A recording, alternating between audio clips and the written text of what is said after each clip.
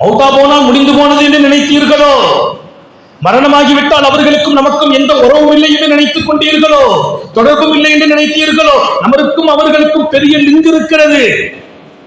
இங்கே நான் அவர்களுக்காக செய்யும் நன்மைகள் அவர்களுக்கு போய் சேருகிறது என்றார்கள் நபிகள் நாயகம்.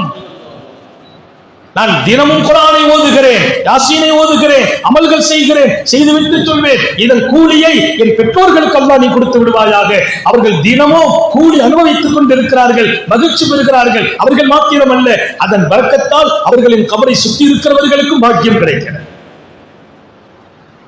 உலகத்தை விட்டு விடைபெறுற போது வெறும் மரணம் அல்ல, மன்னரைக்கு சொத்துக்களை கொண்டு செல்லுங்கள், நீங்கள் போன பின்னால் உங்களோடு வரும் பாக்கியம் என்று சொன்ன எம்பெருமான் வலது சாலிஹுன் எது உலகு. உங்களுக்கு துஆ செய்கிற பிள்ளைகள் இங்கே நீங்க வச்சுட்டு போங்க, நல்ல பிள்ளைகளை விட்டுட்டு போங்க, நல்ல பெண் மக்களை வைங்க, நிறைய ஆண் மக்களை வைங்க. இவங்க எல்லாம் யாரு? குர்ஆனை கொடுங்க, ஹதீஸை கொடுங்க, அல்லாஹ்வை கொடுங்க, ரசூலை கொடுங்க.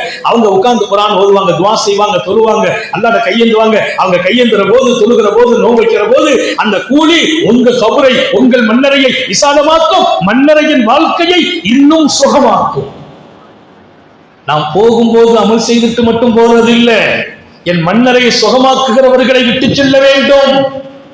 உங்கள் பிள்ளைகளுக்கு குர்ஆனை கொடுங்கள், அல்லாஹ்வை கொடுங்கள், ரசூலை கொடுங்கள், மார்க்க உணர்வை கொடுங்கள், உங்களுக்காக துஆ செய்கிறவர்களாக ஆக்கிவிட்டு செல்லுங்கள்.